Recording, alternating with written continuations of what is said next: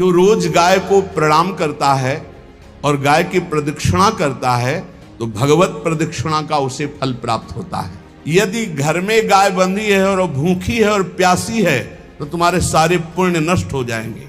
गऊ का बहुत बड़ा महत्व वर्णन किया गया धर्म शास्त्रों में, यहां तक कि जब कोई ऋषि नाराज होता था तो आगे गाय करके जाया जाता था तो क्षमा हो जाती थी। गाय को देखते ही वो क्षमा कर देते थे। क्या बिना गौ सेवा के जी जो समर्थ है हर तरह से जी बिना गौ सेवा के जी क्या उसकी उपासना कैसे? जो मुक्ति है वो विशुद्ध बोध से है, जो भक्ति है वो विशुद्ध प्रेम से है, और जो धर्म है उसके ये अंग है। हाँ, ये धर्म के अंग है। ये बात है। सतरति सा लोकांग ताजति मम भक्ति युक्तो भुवनम पुनात तीर्थी कुर्वन्ति तीर्थानि। गंगा जी भी इंतजार करते हैं ऐसे महापुरुष का जिसका निरंतर भगवदाकार चिंतन चलता रहता है।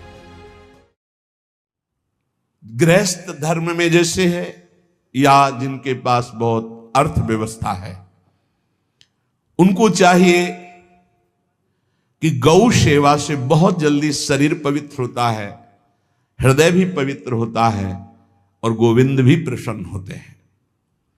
यदि गावः प्रदक्षिणीर कार्या वंदनीया ही नित्यशः मंगलायतनम दिव्याः श्रेष्ठास्त्वेता स्वयंभुवा।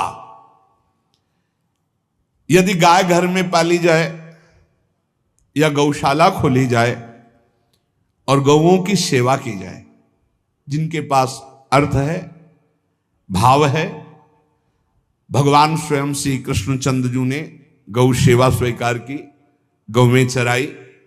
गौओं की परिक्रमा करने से, जैसे आप प्रभु के बिहारी जी के मंदिर की 4 परिक्रमा करें तो जो फल आपको मिलेगा वही गाय की 4 परिक्रमा कर लें तो आपको प्राप्त हो जाएगा।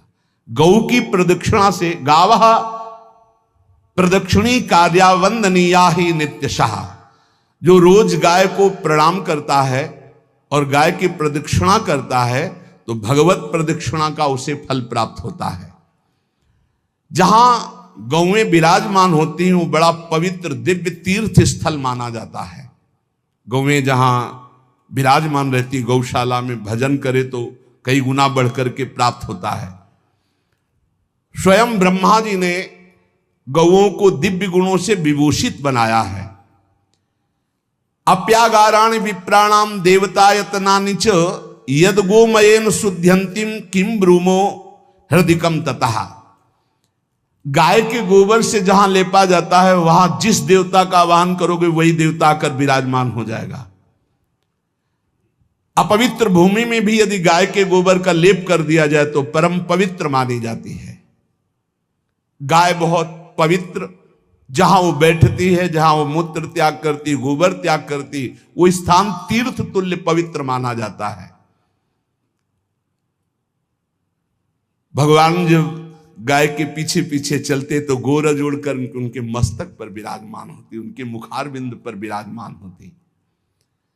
बाल गोविंद के अनिष्टों को दूर करने के लिए गाय के पूंछ को उनके ऊपर से झाड़ा देती थी मैया। जब गुरुमंत्र वैदिक सिद्धांत से दिया गया था पहली बार तो पंचगव्य पिलाया गया था।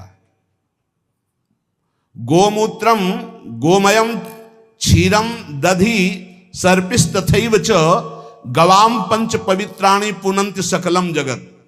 कितना भी बड़ा पापी हो अगर पंचगव्य पिलाया जाए तो वो वैदिक मंत्रों को स्वीकार करने लायक हो जाता है, पवित्र हो जाता है। पंचगव्य में 5 चीजें गाय की होती है। गाय का मूत्र, गाय का गोबर, गाय का दूध, गाय का दही और गाय का घी, ये 5 मिलाकर पंचगव्य पिलाया गया था। पहली बार जब वैदिक मंत्र दिया गया था तो पंचगव्य बनवाया था गुरुदेव भगवान ने सन्यास, और वो पिलाया था। ये पंचगव्य पिलाने से अपवित्रता का नाश होकर पवित्रता का संचार होता है। इसलिए धन्य है उनका जीवन जो गौ सेवा परायण है भगवत भाव से। गाय में साक्षात भगवान का भाव रखकर गौ सेवा करते हैं। त्रसिता गौर गृहे बद्धा गेहे कन्या रजस्वला देवशास्त्र सन्निर्माल्य हंति पुण्यम पुराकृतम। यदि घर में गाय बंधी है और वो भूख